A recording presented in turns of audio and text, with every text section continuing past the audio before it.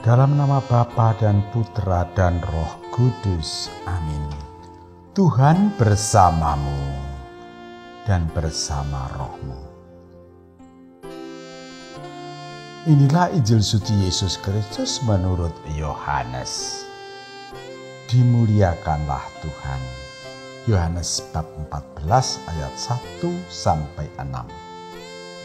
Dalam amanat perpisahannya, Yesus berkata kepada murid-muridnya, "Janganlah gelisah hatimu, percayalah kepada Allah, percayalah juga kepadaku. Di rumah Bapa-Ku banyak tempat tinggal. Jika tidak demikian, tentu Aku sudah mengatakannya kepadamu. Sebab Aku pergi ke sana untuk menyediakan tempat bagimu. Dan apabila Aku telah pergi ke sana dan telah menyediakan tempat bagimu, Aku akan datang kembali dan membawa kamu ke tempatku, supaya di tempat Aku berada, kamu pun berada. Dan kemana Aku pergi, kamu tahu jalan ke sana." Kata Thomas kepadanya, "Tuhan, kami tidak tahu kemana Engkau pergi. Jadi bagaimana kami tahu jalan ke sana?" Kata Yesus kepadanya, "Akulah jalan, kebenaran, dan hidup.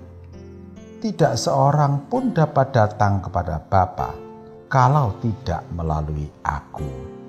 Demikianlah sabda Tuhan. Terpujilah Kristus. Saudara-saudari yang dikasihi Tuhan, khususnya umat Paroki Santa Maria Fatima Banyumanik yang saya gemateni. Bacaan Injil ini berbeda dengan yang lain. Kalau di tempat-tempat lain, Yesus berbicara mengenai kehidupan di dunia ini dan setelah mati. Kali ini Yesus berbicara khusus mengenai kehidupan manusia setelah manusia mati. Melalui bacaan ini saya semakin mengagumi Yesus sebagai pribadi. Yesus yang berada di atas rata-rata manusia. Tidak ada manusia yang lebih mumpuni atau lebih kompeten daripada Dia. Dia mumpuni dalam konsep penataan dunia ini dengan hukum kasih-Nya. Dia ini juga mumpuni di bidang kehidupan sesudah mati. Apa sebabnya? Sebab Dia pernah mati dan hidup kembali. Tidak ada manusia di dunia ini yang mempunyai pengalaman demikian. Maka apa yang dikatakan Yesus itu dapat dipercaya. Kalau ada orang yang dengan semangat berkobar-kobar menjelaskan mengenai kehidupan sesudah mati, nanti kalau kamu sudah mati begini dan begitu, begini dan begitu, lah dia sendiri belum pernah mati kok ngomong gitu. Ya, sebaiknya Anda jangan percaya. Sebab ada yang lebih bisa dipercaya, yaitu Yesus yang pernah mati dan hidup kembali. Yesus pula lah yang nanti akan menjadi hakim dalam pengadilan terakhir pada akhir zaman. Itu diwahyukan dalam kitab suci. Sekali lagi, Yesus menginginkan agar manusia itu hidup sehat dan bahagia. Satu hal yang membuat orang itu tidak bahagia dan tidak sehat adalah kecemasannya. Agar manusia bisa hidup sehat dan bahagia, manusia harus bebas dari kecemasan. Maka manusia diajari hidup saat ini. Bukankah Dia mengajarkan doa Bapa kami dengan "Berilah kami rezeki pada hari ini"? Dihayati hari ini. Tidak usah cemas hari esok, tidak usah cemas nanti kalau kita sudah mati. Mengapa tidak usah cemas? karena Dia yang menjanjikan untuk menyediakan tempat di sana untuk mereka yang percaya kepadanya. Dia telah menyediakan tempat bagi kita masing-masing. Masalahnya, kita kan belum tahu di mana dan ke arah mana tempat itu. Sekali lagi, jangan cemas. Dia akan datang kembali dan membawa kita ke sana. Artinya, Dia akan menjemput kita pada saat ajal. Supaya apa? Supaya di mana Dia berada, kita pun berada. Orang yang selalu berada, mau berada bersama itu, di dalam hatinya ada kerinduan. Yesus rindu sekali bersama dengan kita.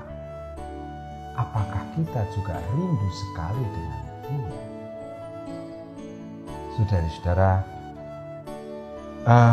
bagaimana caranya? Terus apa yang kita buat? Dan seterusnya. Saya akan menceritakan kembali cerita yang pasti pernah Anda dengar, yaitu cerita tentang tukang sayur. Suatu ketika tukang sayur yang biasa mendorong gerobaknya keliling perumahan dan kampung sambil teriak sayur, sayur. Dia itu ketabrak mobil dan hampir mati. Orang-orang datang menolong dia.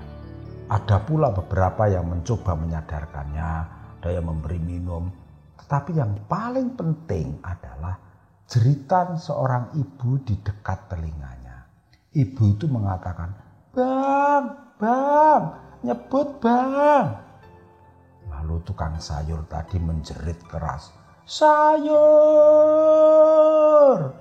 Kemudian mati. Mengapa dia meneriakkan sayur? Karena itulah yang diserukan setiap hari sambil mendorong gerobaknya.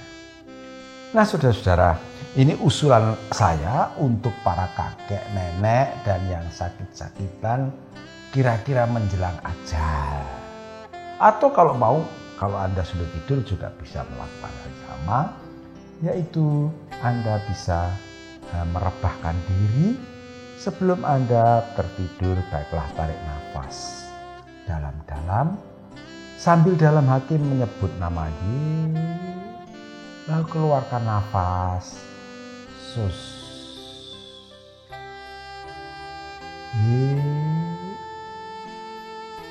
Yesus. Lakukanlah dengan pernafasan yang semakin dalam dan semakin pelan. Ulangi terus-menerus sampai Anda tertidur. Hal ini berguna pada saat kita menjelang ajal nanti. Kita bisa meneriakkan Yesus. Sudah hafal nama Yesus seperti tukang sayur itu, menjelang ajal pun masih meneriakkan sayur. Kita masih meneriakkan Yesus yang akan menjemput kita. Supaya apa? Supaya kita bisa cepat ketemu dengan Yesus. Besok pada saat mati, kita sudah terampil memanggil nama Yesus. Lalu, pesan saya untuk semua orang, saat ini kita sedang dirundung virus corona. Sampai saat ini belum ditemukan obat yang manjur untuk mengatasi virus itu. Juga belum ada orang yang hebat sekali sehingga pokoknya ada dia, corona selesai. Kita masih bisa punya pengharapan, yaitu berseru kepada Tuhan untuk mohon perlindungan dan pembebasan dari virus corona. Dengan kegiatan yang sama, entah dalam doa biasa, entah menjelang tidur, kita bisa melakukan doa tarik nafas, lepaskan. Doa panggil nama Yesus ini dalam tradisi Katolik diberi nama doa Yesus. Dengan doa Yesus pelan-pelan di dalam hati kita tumbuhkan kerinduan kita kepadanya. Karena Dia sudah lebih dulu merindui kita, bahkan rindunya lebih besar daripada kerinduan kita. Amin. Kemuliaan kepada Bapa dan Putra dan Roh Kudus, seperti pada permulaan, sekarang, selalu, dan sepanjang segala abad. Santa Maria Fatima, doakanlah kami. Dan semoga kita selalu mengalami berkat Allah yang Maha Kuasa, Bapa dan Putra dan Roh Kudus. Amin.